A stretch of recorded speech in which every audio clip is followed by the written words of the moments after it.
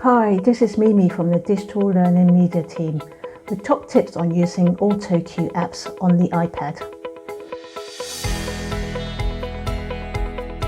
Now, if you're anything like me and your mind goes blank when you have to talk in front of the camera, or if you have a piece of script that needs to be delivered accurately, autocue may be the answer.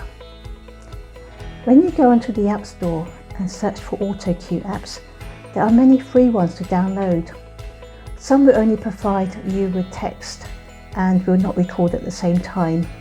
These are normally used in conjunction with external cameras and are normally used in a professional studio setup, whilst others may limit the amount of words you can use on the script unless you subscribe to the paid version.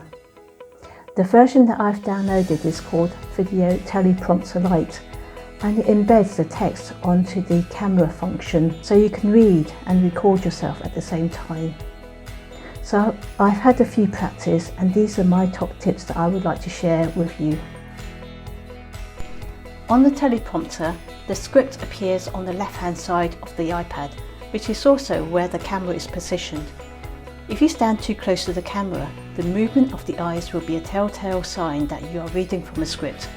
Try standing one step back away from the iPad so that the eyes are not moving as much from side to side. Unfortunately, by standing a bit further away from the iPad, you lose the audio quality. So what I would recommend is that you get a clip-on microphone such as this. They're relatively cheap, and it has a 3.5mm jack. So the jack would plug into the audio socket of the iPad, so therefore giving you better audio quality. Practice in front of the teleprompter a few times so that you feel comfortable in front of the camera, and also to make sure that your script flows naturally.